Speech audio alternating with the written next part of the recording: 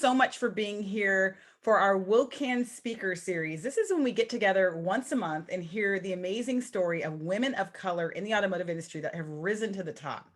And I'm so excited for this event to be featuring my friend Subi Ghosh. She's a VP of Marketing and OEM Relations for an ad agency, Stream Companies. She's also a founding board member of Women in Automotive, and she's done so much for the industry as a woman in kind of pushing the issue of diversity and the fact that we belong in this industry. So very aligned with what we're trying to do at Women of Color Automotive Network. For those this is your first time at our meeting, we started WOCAN in August of last year, and it was really a reaction to all that was happening in the world.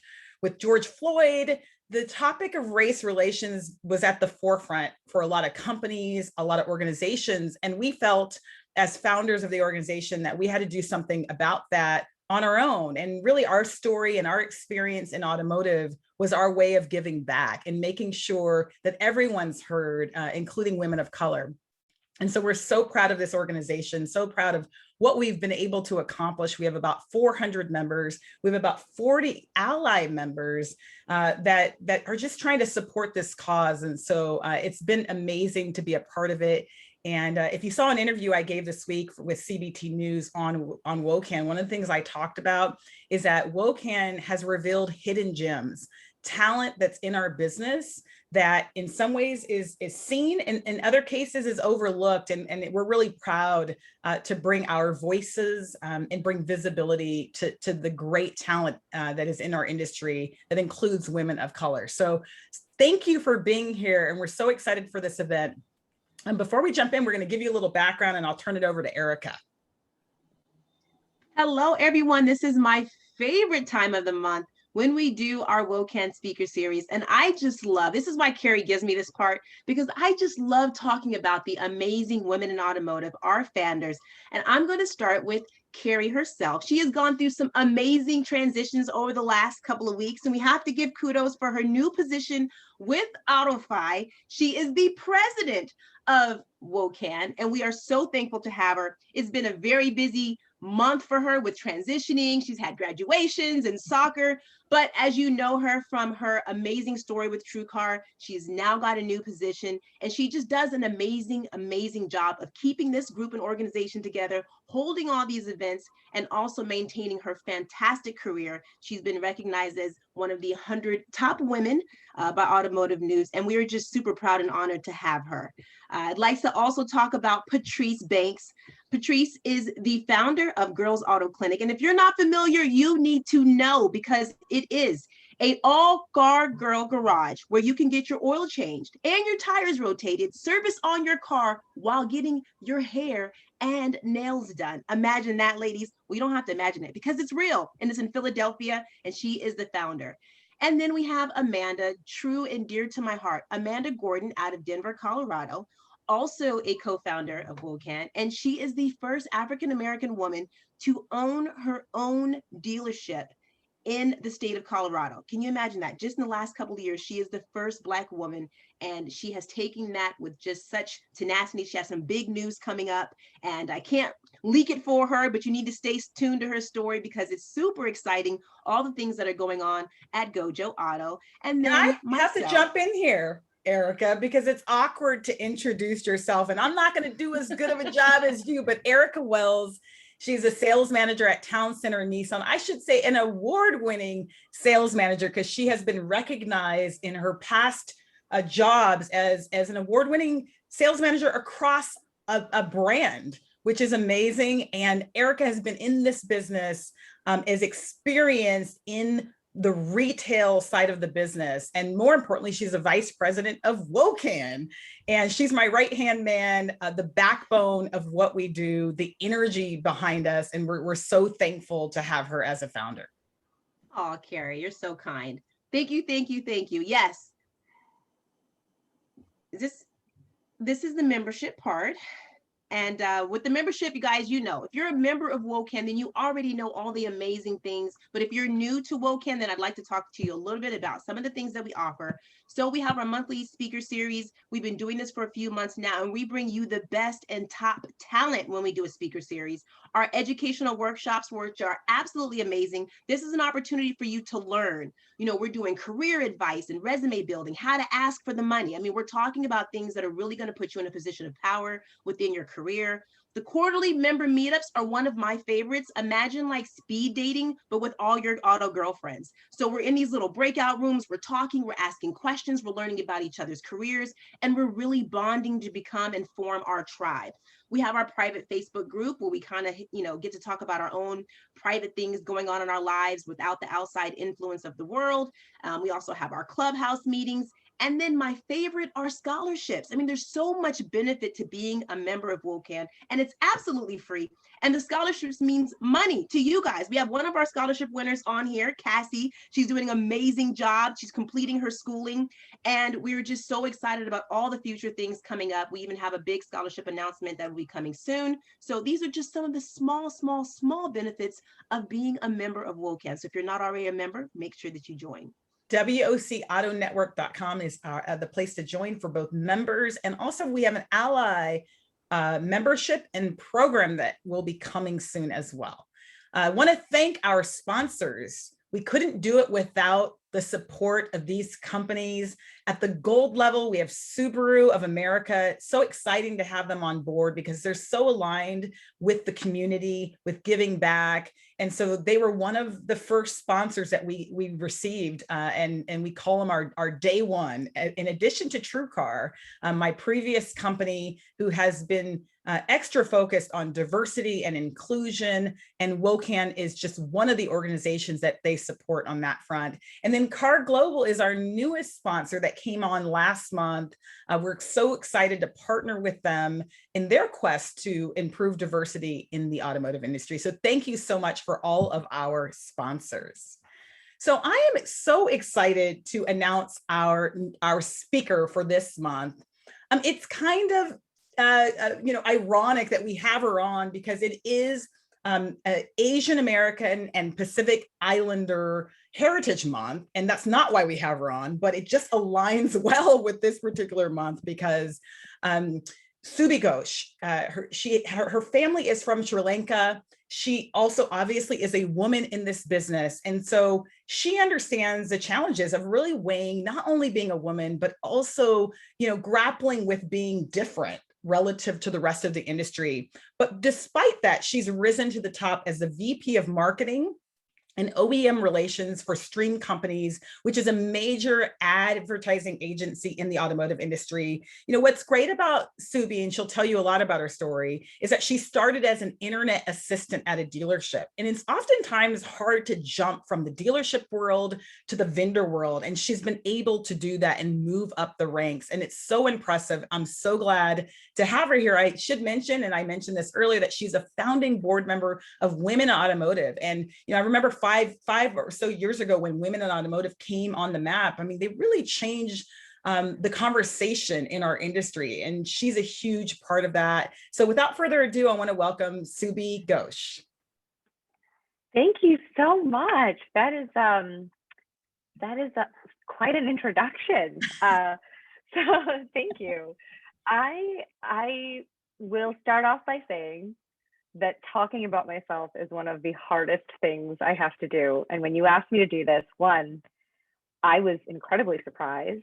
And two, I didn't know what people would want to hear, because when I think about my career, I'm like, I just put one foot in front of the other.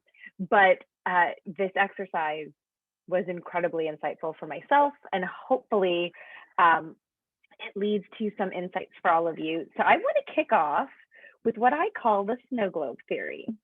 So the concept of the snow globe theory is that we all live in our own bubble, and we create this universe of what we believe it means to be successful, and, you know, what the potential steps are, and what it means to get to the next level.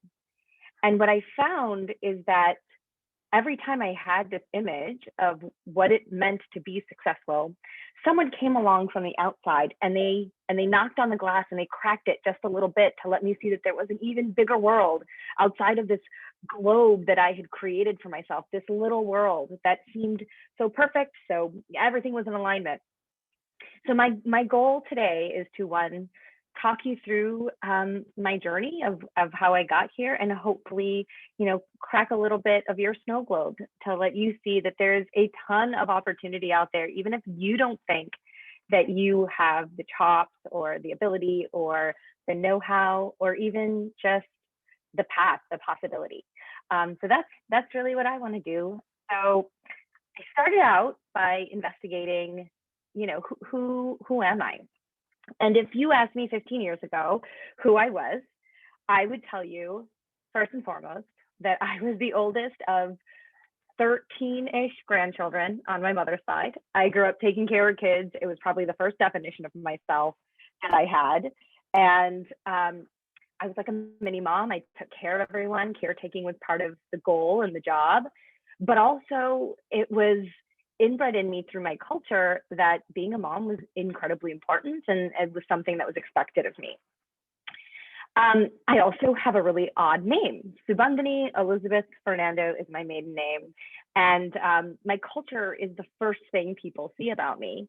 And I always get asked, like, variations of my name, or what does it mean? And I got picked on in school, so I did my best to blend in. I would even go so far as to tell everyone first that I'm an American. I was born here, like I had something to prove. And so on top of that, so my sister, that's my sister in the picture. And even recently, she and I had a debate of, she is just far more gutsy than I am. And she uses her full name. She doesn't use the nickname I gave her when we were children, because I didn't want her growing up being picked on. So her name is Jandini. And I called her Jenny because naturally that made sense in my head. And but she goes by her full name at work, completely unshy about it. And that's not something that I have the strength to do. So even though it feels like from the outside I have it all figured out, for some reason, I don't. I'm still struggling with my own issues of who I am. So again, 15 years ago, I was also incredibly disorganized and messy. My sister and my mom would hate coming into my room. I felt pretty lost. I didn't know what I was good at. But it didn't matter, because for me, being a mom came first. So the job that I had chosen was a school counselor, so that I could be at home with the kids. You probably couldn't pay me enough to publicly speak. I told myself 15 years ago that I would be doing a keynote. I'd probably pee myself. I would even stutter when it was something that I had memorized. Like I would stutter when I knew the next word. I just came up with it magically when I had to read out loud. And I was pretty sure I was going to marry the first guy I met in college, because I was a hopeless romantic. Spoiler alert, I did end up marrying the first guy I met and had a serious relationship in college.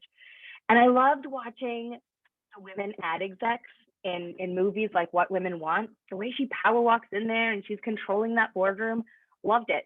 But I didn't ever put that on my list of possibilities of something that I could attain to be, because there's no chance. It wasn't even on my list of things that I could potentially do, because I didn't think I was good enough or smart enough. So that was my sad little list on that left-hand side of how I defined myself 15 years ago. So the reason why I wanted to share that view of myself from then is because the view of myself has changed over the years. Some of it due to maturity and some of it due to circumstance. So at 19, I found out that I had a condition called premature ovarian insufficiency. And essentially it meant that I was starting menopause and I had 0% chance to get pregnant. So if you remember, half of those things on that list meant that I wanted to become a mother. That was my entire identity. And that world that I had created had completely shattered.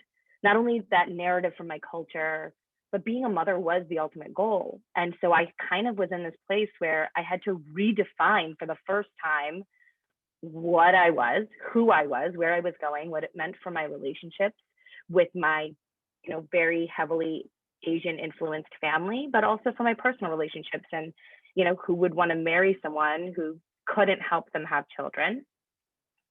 So, so here I am at 19 with an expertly, beautifully designed childhood bedroom, and I was lost. I didn't know what that next step was.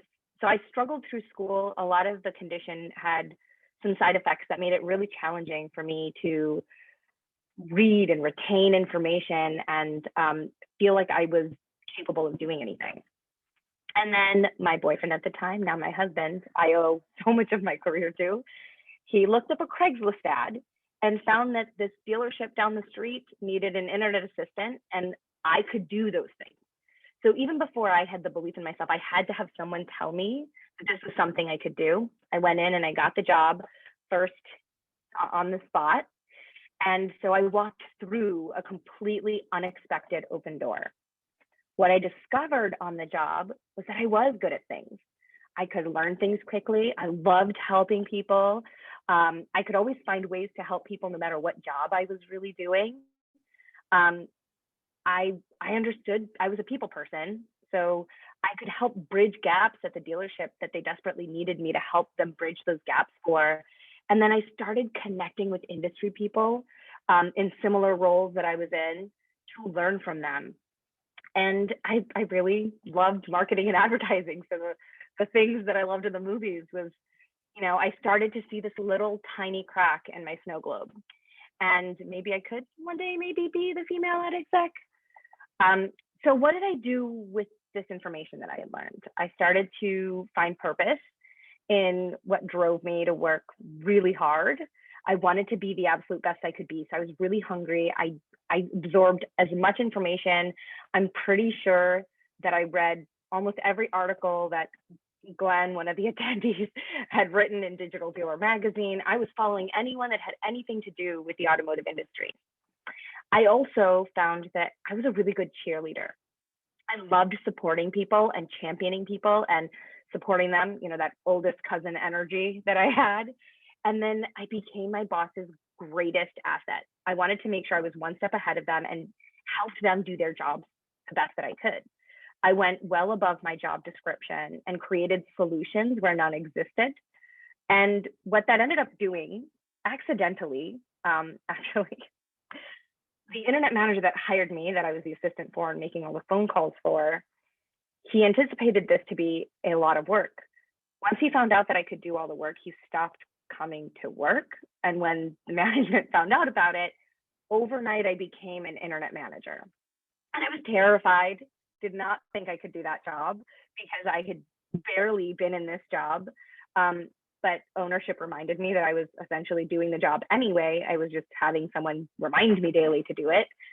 So I wasn't going to take this job lightly because I was making a good amount of money that was pretty much more than I would be making in the career path that I had chosen in mental health. And so I dove in. But for those first 6 months, I would say, I had the greatest imposter syndrome that I could have ever imagined. So I worked even harder, learned even more, and I gave everything to the job. But I also, all that information I absorbed, I gave it freely to everyone around me. Anybody that was in a similar position, if they posted on social media about it or in automotive forums, I would jump in and give as much advice as possible so I could help the people behind me. And this will come back in the story later on. So I absolutely recommend investing in anybody because it's not just about karma. All of that help helps you do your job better because you're reiterating, but it will always come back tenfold. So when it came time for me to find a real job, because a real job couldn't possibly be in a dealership, I had an offer from the internship that I had done before in the field that I was studying to do. And the owner asked me to bring in my offer letter, and I was super naive. I didn't know anything. So I brought it in, and he said, we will offer you double if you stay and run 2 more of my stores. So I became the internet director for 3 locations at my dealership. one of the patterns that you'll see is that I've never had a job that I applied for. And I don't know if that's a good thing or a bad thing, but I've always created roles based on the solutions that that person is looking for, and not some predetermined job and job listing. So even if I found it through some sort of listing, I created a role that best suited their needs, which allowed salary negotiations and career paths to open up a lot more broadly than whatever intentions that they had or expectations they had, because a lot of times, especially in automotive, they don't know what they're looking for. And if you can help them understand what they need, you have those doors are just far more open for you. So I took the job, and it made me work even harder and learn even more. And but at some point, I got to a place where I didn't feel like I could grow anymore. And the greatest blessing that happened to me was this female colleague that was working in a sister store to my dealership group. And she walked up, and she was really far more experienced than I. She had been in the job for a really long time. And she dropped this magazine on my desk and said, "You are much bigger than this place. This woman on this cover should be you. So don't think that this is where you stop." Because until she said that, I had not thought of anything past the job that I was in, because it was so much better than what I had before. So I didn't dare to dream of anything bigger, because this is so much better than what I had yesterday. So that made a huge crack in my little snow globe. All the way down the center, I could start to see myself as something much bigger than I could have ever dreamed. Shortly right after that, I started to look outside of my job, and I'm a very loyal person, so it was really hard for me, for the person that gave me the break. But I sat down and gave him a business plan, and he said, "Subi, I love everything that you've done, but let's wait for Google to go away. I don't want to spend any more money." Google's not going away, sir. But it didn't really matter what I said. So I put processes in place and prepared them the best that I could, hired my replacement, and I got recruited out by another dealership group that was in a completely different state. I'd never lived that way without any drivable distance to any family. It was the first time I was completely on my own. I'm a New Yorker through and through, is what I thought. But here I am in the middle of nowhere, Maryland, and I was a fish out of water, because I thought that I had known everything in my previous job and I could easily apply it. One of the things that I try to tell everybody that starts on that retail side, as they get really wowed by people, and I think internet managers, specifically internet directors, people in that role that get like wined and dined and tried to be recruited, what we don't understand is that there are a lot of tools that we have in the place that we're in, processes and people. And it was a great lesson for me to learn. And I try to warn all the people that come to me about wanting to switch jobs. You can do it. Be aware of the systems you have that help you succeed.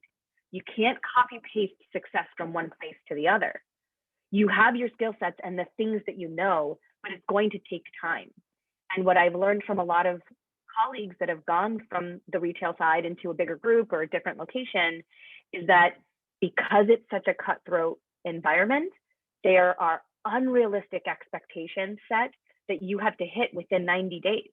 And that's just not realistic for that type of role, and in many roles, not just in the retail environment, even on the agency side, I've experienced it. So give yourself the time, set realistic expectations with whomever is hiring you. That's a great lesson that I learned. I loved my time there, but one story I want to share specifically is that when I was out there, I had someone that they moved to be managed under me because he wasn't managed before. And he didn't like that he was being managed. So every few weeks, I got comments about how I was hired and that clearly I was a diversity hire. And that impacted me in a huge way. I almost was paralyzed to the point where I already had imposter syndrome because there's no way that this meteoric rise of getting to this position that I, again, didn't feel like I deserved, maybe he was onto something. And that movie Inception is real. The moment someone plants that seed, it can stew. And I now know that you have to constantly remind yourself of your worth to be able to be competitive, to be able to be effective, because you can easily let somebody kind of take away a little bit of your worth if you let them. So that was a great job. And what I had learned is that, I'm going to go back one. By investing freely in people, by participating in the forums and allowing myself to engage with the larger industry to better myself, it had already started to bear fruit. And I was starting to get invited to speak at places and to compete on the Driving Sales Executive Summit contest. And that took my career to a whole different level as well. But those connections are incredibly important. Not only did it lend itself to those types of opportunities, but I found myself having to look for a job. It wasn't a great fit, and they laid me off exactly a year after I had started. And while I learned a ton and it was a great opportunity, they had internal things that they needed to do. And it's pretty normal in automotive for, and especially the dealership side, for someone to hire for a position that they hoped they would want, and then it would change. And so the people that would get affected are the people that were hired. So I found myself panicking. I was embarrassed because I had made this whole move out there. I planned my wedding in 2 weeks so I could get out there to be with them. And I felt a lot of regret. But luckily, those connections came through for me. They found me a job that was perfect. So if you marry an Indian, you have to go to India and show off your marriage. So you have to get married a second time. So we did that. And so I went to India, got married, got dolled up in their culture. And then on the flight back, the new GM that hired me left me multiple messages. And I started panicking. I'm like, the moving trucks are coming tomorrow. What is this man calling me for? Come to find out, he said, I've decided not to hire you as the e-commerce director. I want to hire you as the sales and e-commerce director. I want you to be on top of all of the GSMs. Obviously, I freaked out because do they want to listen to a girl in heels trying to be an adult? Like, will they even care to listen to me? But his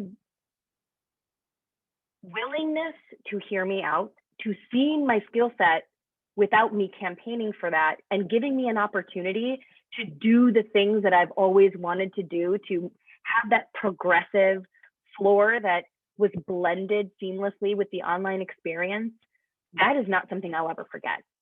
I still consider him my GM soulmate, but the reality is he was doing some not so great things behind the scenes. And so they had to replace him as the GM.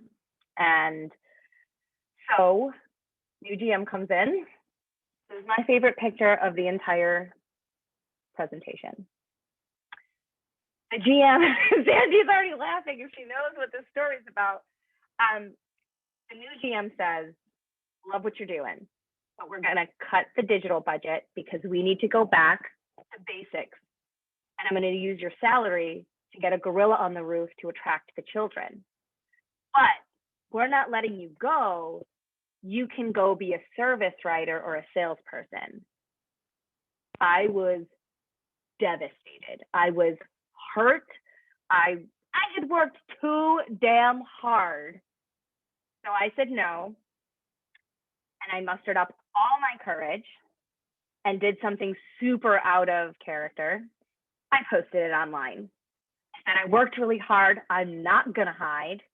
If somebody needs to hire someone, hire me. The thing I didn't add is I had 2 weeks to find a job because this GM waited until I had signed for my house until he let me go. So, and if you built a house, your down payment goes away if you try to pull out of the deal. So I was stuck, and he thought he was going to retain me at half the cost. So I had 2 weeks to find a job that paid me exactly the same as I was making. So I posted, and hilariously enough, look at the person that the first like on there is actually watching this. But I got incredibly moved by the number of people that reached out to me, that supported me, that championed for me. They started a campaign called #HireSubi. My community rallied around me, and it was something that I will never forget. And on that post, I got multiple job offers, which blew my mind. And I took one of them. And he said, we'll pay you. It's right here, like the second one down. You're hired. What do you need to make? Done deal. So within 2 weeks, I had a job that paid me exactly what I needed to make. And I started as the, I don't even know what the title was, but yeah, Vice President of Marketing. And then a little after that, well, first of all, going from dealer to vendor, I think people dramatize it a lot. But what I explain is be prepared if you want to make the transition to the dark side. It's definitely the fun side, but it's the dark side nonetheless. But the dealership world can be seen as chaos, but it is controlled chaos.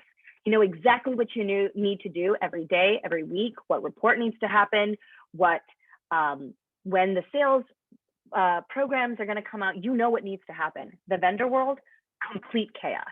You have to organize your day. You have to know what to do. You have to plan everything for yourself. So it was a huge transition, but one that I found that I was thriving in, because unlike that 15-year-old or younger person, I was incredibly organized at work. Who would have thought? Definitely not my mother. So then it was a great job. I learned a ton. My boss put me in exceptionally uncomfortable situations on the daily just to see how I'll do. And it allowed me to grow. And then I got to a place where with that job, we both mutually came to an agreement that I needed to move on. And they did something, one of the founders, Tyson Nadler, is one of my favorite human beings. And he said, you know what? This is what we need to do. It's best for their company. Take your time, find a job. So I was getting paid to find a job, which never happens. But surrounding yourself with really good people is also key to success in literally anything you want to do. So I was really lucky and blessed to have that.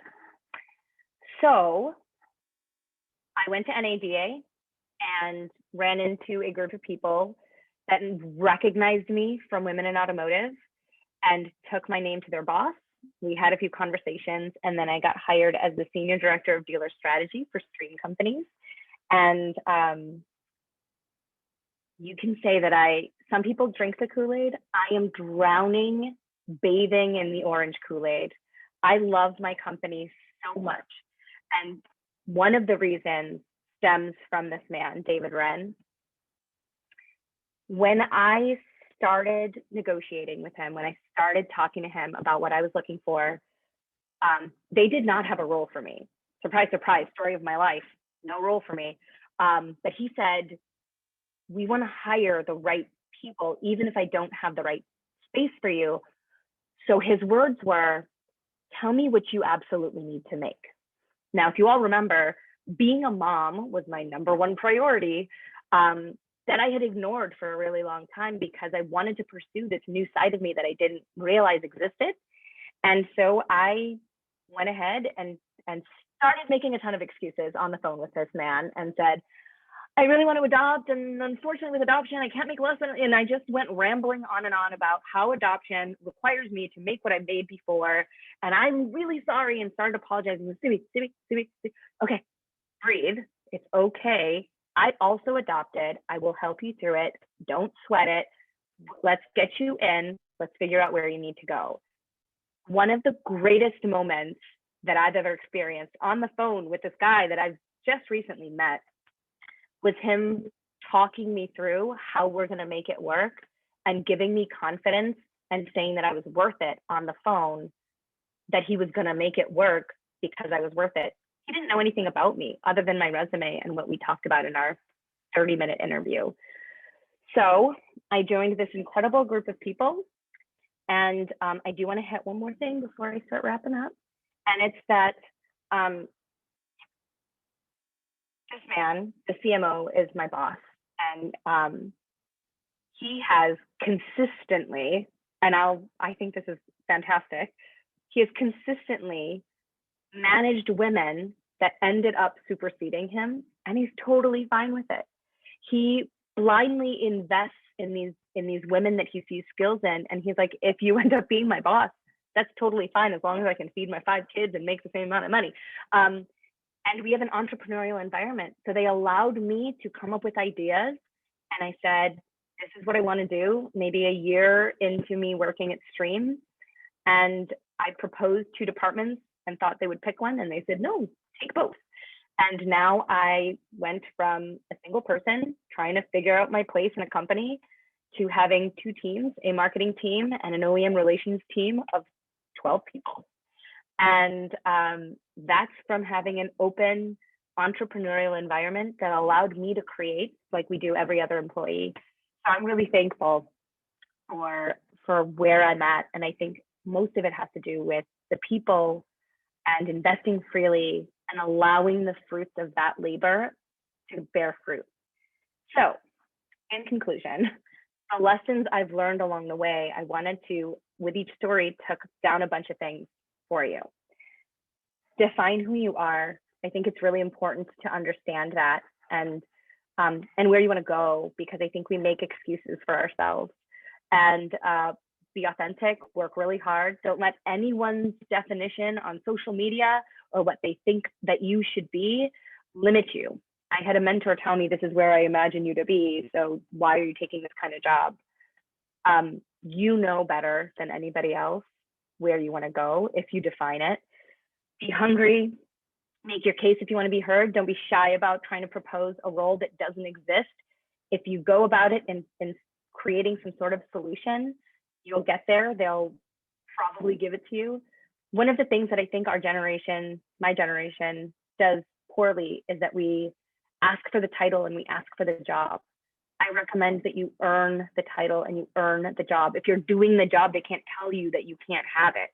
And that's how I've always done it for me. It doesn't always work in every environment and every culture. But if it doesn't work in your culture, get out of there. But if you do the job and earn it and say, this is what I've done, and propose it. And if you are in a position to propose it, talk to me. I will help you propose it. I've done it for so many people. And know when you've outgrown your role, because if the job doesn't make you happy, loyalty will not help you long term. And I think that was the hardest pill for me to swallow, because I tend to be really loyal to people. But your happiness and your priorities are also really important. So now when you ask me who I am 15 years later, I am a lot of things. I am a godmother and an aunt, so my mom instincts are still there. I just get to do it with other people's children. I am married that first guy that I had a serious relationship with in college. These are my godchildren. I love them dearly. They are my world. I go back to the dealership I first started at and consult. And I'm able to do that because they now respect the position I'm in. I get to speak at different OEMs and talk about bettering the industry and do things that make me happy, like helping people. I embrace my culture a lot more because it's okay to be different. I am the ad exec in the power suit and the heels that I never thought I could be. And I get to do some pretty incredible things through women in automotive, and have an incredible group of people that surround me on the daily. And that is who I am.